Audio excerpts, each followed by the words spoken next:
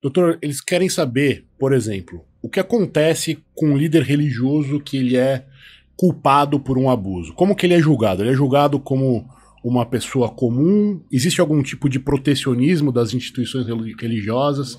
Explica um pouquinho sobre isso. Existe um pastor muito famoso, americano já falecido, chamado Billy Graham. O neto dele, Marcelo e Carla, ele se dedicou nos Estados Unidos a estudar sobre esse tema que a gente está falando aqui, o abuso sexual infantil dentro das instituições religiosas, só que na nação americana.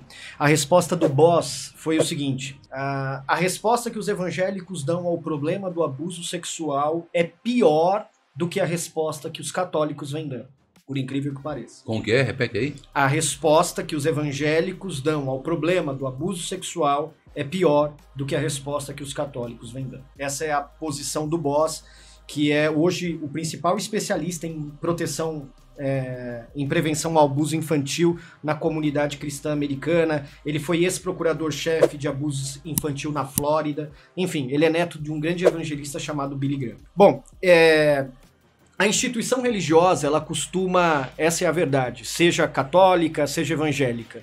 O que a gente tem visto nos últimos anos é acobertar, passar o pano. Essa é a verdade. E aqui, sem dúvida alguma, não é todas, né? Não são todas as igrejas, todas as instituições religiosas. Eu estou dando um caso de uma que nós ajudamos, que, ao contrário, quando tomou conhecimento, foi até a autoridade policial e denunciou o caso.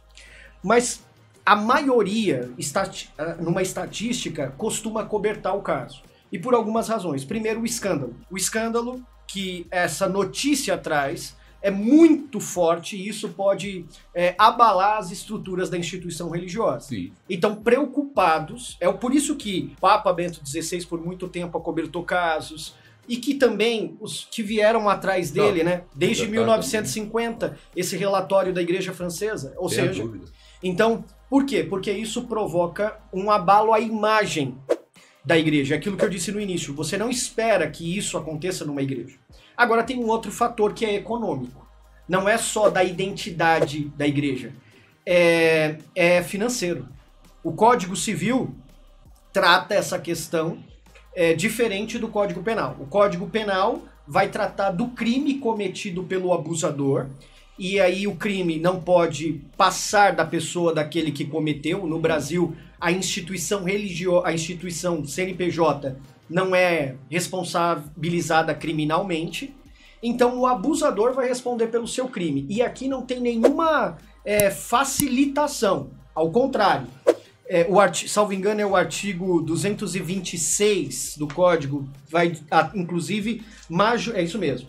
O artigo 217A vai tratar dessa questão, dizendo que ter conjunção carnal ou praticar o ato libidinoso, com a reforma trouxe a ideia do ato libidinoso também equiparado ao estupro.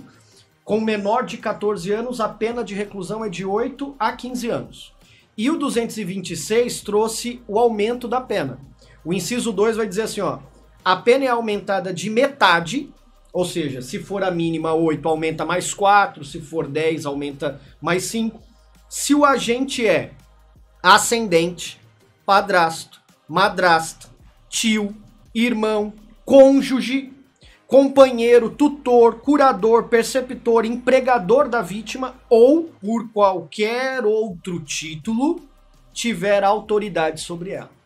E aí a maior parte, a jurisprudência em peso, entende que ou por qualquer outro título tiver autoridade sobre ela, aplica-se aos líderes religiosos, a pastores e tudo mais. Existe um projeto de lei na Câmara tramitando, que é o projeto 3.780 de 2020, de autoria do Poder Executivo, que aumenta, ele é mais específico nisso, ele aumenta pela metade as penas para os crimes contra a liberdade sexual e para os crimes sexuais contra vulnerável, quando for praticado por sacerdotes de todos os credos religiosos, profissionais da saúde, de ensino e por qualquer outra pessoa que valer-se da confiança da vítima ou de seus familiares. Então, não existe nenhuma proteção para esse indivíduo pelo fato dele ser pastor. se a igreja ou comunicar à autoridade policial ou qualquer outra pessoa fizer isso, ele vai ser condenado normalmente. Mas por que geralmente a igreja, historicamente as igrejas têm acobertado? Porque no Código Civil a responsabilidade é objetiva, o que significa dizer que aquele que cometeu o crime, se tem sobre ele uma instituição por trás, essa instituição pelo Código Civil responde pelos seus prepostos.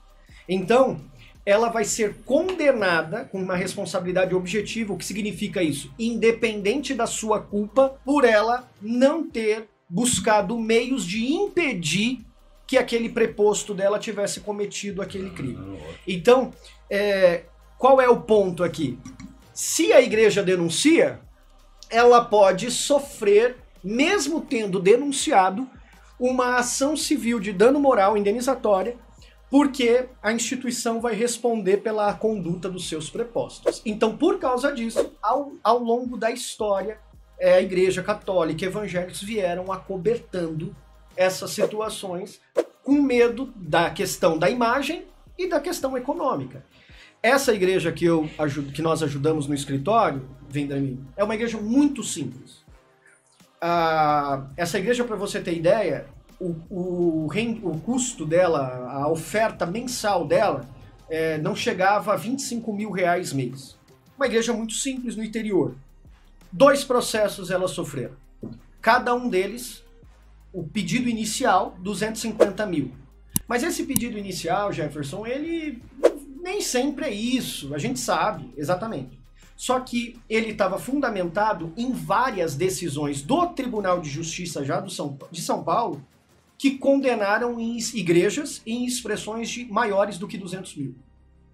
Então, o nosso objetivo virou uma regra assim, de condenação para tentar que essa condenação fosse educativa, né? Tivesse um fim pedagógico.